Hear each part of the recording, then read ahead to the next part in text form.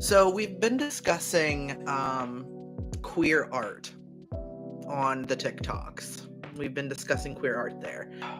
I had a bit of a realization this morning because we were talking about where do we go from here in terms of queer art?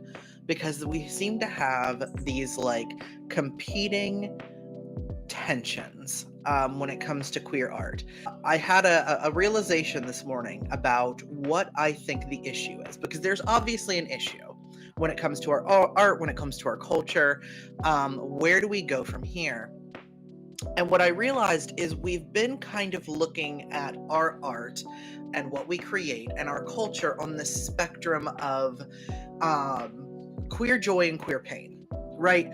We want to create art that expresses queer joy and queer sadness, queer pain.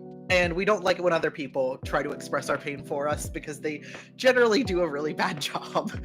And I think that that's the inappropriate spectrum to be looking at, because I don't think that is really what queer art, the root of queer art is. I think it's part of it, right? But I don't think that's really what the root of queer art is. I think what the root of queer art is and always has been was about queer success and queer denial.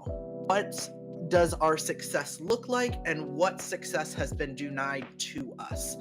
And I think part of the reason that happened is because we had the ballroom scene back in the 80s and 90s, right? And before that, we had very few rights at all.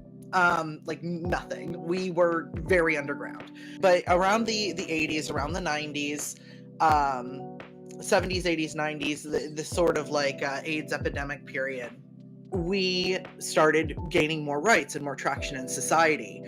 And I think that during that time, we had ballroom, which was about it was about realness. Okay, we could have this if we weren't denied it by society.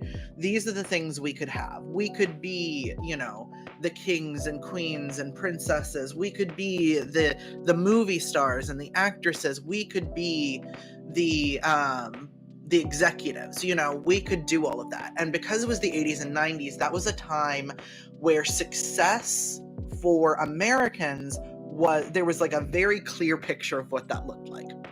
You had, the executives, you had Wall Street, you had Hollywood.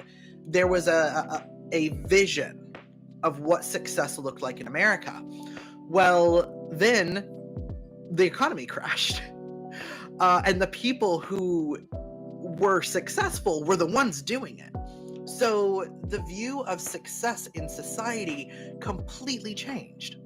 Completely changed. And we never reevaluated what queer success looks like. We never reevaluated what our dream should be. So what we did was we just fell back inside of ourselves and we looked at what we had been denied, which was, for queer people forever, has largely been a childhood. And we just stayed there. We just stayed there and we never left. And it's time to move forward. It's time to be grown-ups. It's time to reevaluate our relationship with success and denial and create art that exhibits that.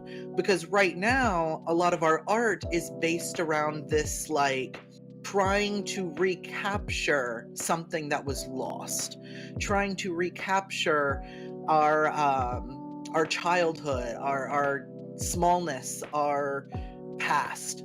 And when we are constantly trying to recapture the past, we can't move forward. We can't create a new vision of what it means to be queer and successful.